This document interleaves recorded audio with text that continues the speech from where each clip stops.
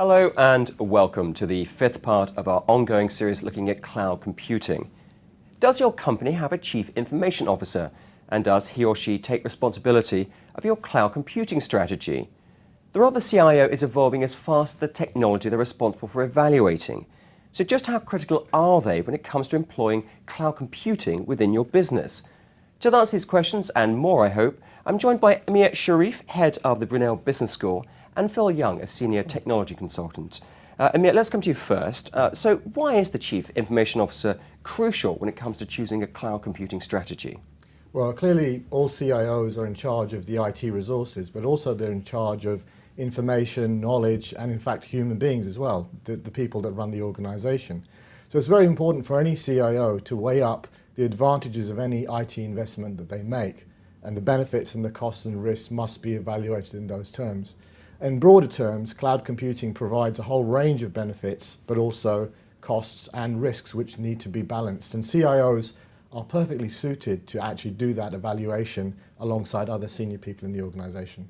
So Phil, over to you. So perfectly suited to do that sort of evaluation, but why in particular the CIO? What sort of key roles or responsibilities or abilities do they bring to this process? Well, normally I find with CIOs that they do come from a technology background and have come up through the ranks, and what that enables them to do is actually take that and produce that into a strategy for the company going forward. And you need somebody at that sort of board level who can interpret what's coming up from a technology point of view and actually making that into a proper, sturdy business case that's presented at the board and the board can buy into to make it viable and get it off the ground. But back to you. In terms of looking at cloud computing, which is still a relatively new strategy, what would you say are the drawbacks that might make a CIO hesitate to employ such a strategy? Well, clearly the current concerns that have been reported in the press and certainly within the business sector as well are going to be around security, around accessibility, around retention of data and information. Who owns that information? And certainly when cloud computing first emerged on the scene several years ago, several people in the community and in fact voiced their concerns about information being behind proprietary walls. So if you're either using a simple platform strategy such as even Dropbox or even iCloud, you have to buy into that particular infrastructure, you have to buy into that particular technology. There's no harm with that, but you are then committed to that. And I think that's something that CIOs need to understand and really evaluate. Do they want to be committed to a particular technology, a particular platform, and a particular spend as well? Phil, you just listed some of the benefits. Are these some of the negatives you would recognise as well? Yeah, they are, yeah. I mean, security is definitely big, especially at the moment. I mean, we're in about password breaches and all sorts at the moment.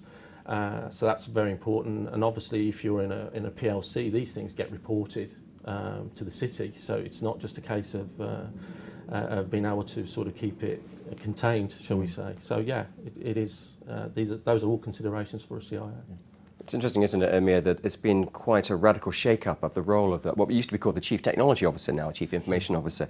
Do you think sort of cloud computing and other new forms of solutions are really shaking up what the CIO does?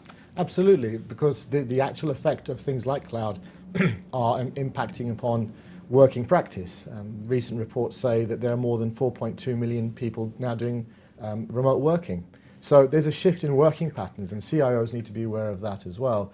And their role, as you quite rightly say, the shifting from a technology officer to an information officer, that's really quite important because we're living in a world of information. We have an ecosystem of clouds and platforms and smartphones, devices, and a CIO really needs to be in charge of understanding that whole ecosystem. The final question, and to look to the future, but it also means that the CIO is fundamentally much more important within the company, surely, given this kind of revolutionary nature of cloud computing. Phil? I think CIOs are important in the company even now anyway, because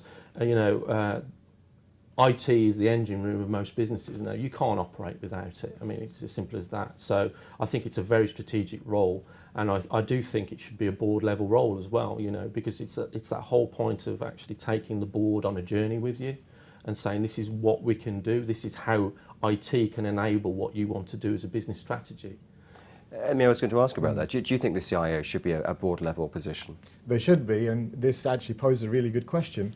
before, in the last 20 years or so, the CFO was in charge, if you like, of of IT decisions because they control the spending power of the company. But I think it's certainly right now to consider the CIO as a very powerful force within an organization. But let's also think about small businesses as well.